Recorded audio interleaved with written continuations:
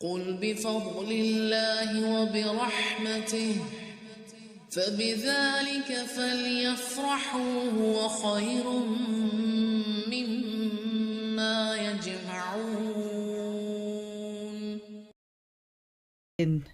حقیقت یہ ہے کہ قیامت کے ناموں میں سے ایک نام یوم التغابن ہے، اور اگر اس کو میں نے آپ نے آج اگر سمجھ لیا تو میری آج کی زندگی میں بھی بہتری آئے گی، اور انشاءاللہ تعالیٰ کل آنے والے دن جو میری آپ کی زندگی پہ بہت اثر انداز ہونے والے ہیں اس میں بہتری آئے گی۔ یعنی غبن کا دن، ہار جیت کا دن۔ سوچئے آپ یا میں ہاریں گے یا جیتیں گے۔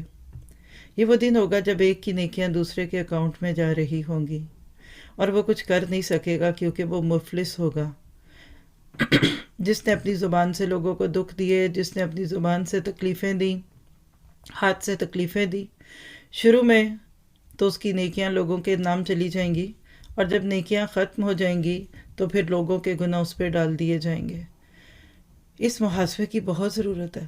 اگر میں اور آپ اس محاسبے کے بغیر ہی اس کو آگے سے آگے چلتے جاتے ہیں تو پھر ایسے ہی ہے کہ کچھ اور انفارمیشنز ہمارے ساتھ ہو گئیں، ہم نے کچھ اور چیزیں جان لی، لیکن بہت سوچ کے اس زندگی کو گزاریے۔ یہ پرچہ بہت مشکل ہے امتحان کا۔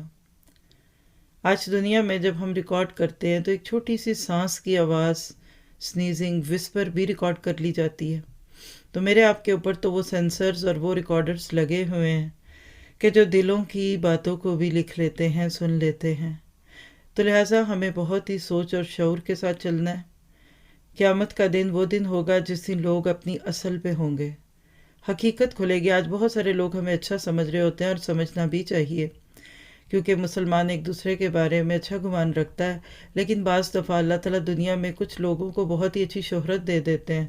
ان کے لیے بھی اس لفظ میں گھبراہٹ ہے کہ نہ جانے اس دن ہماری کیا حقیقت کھلے۔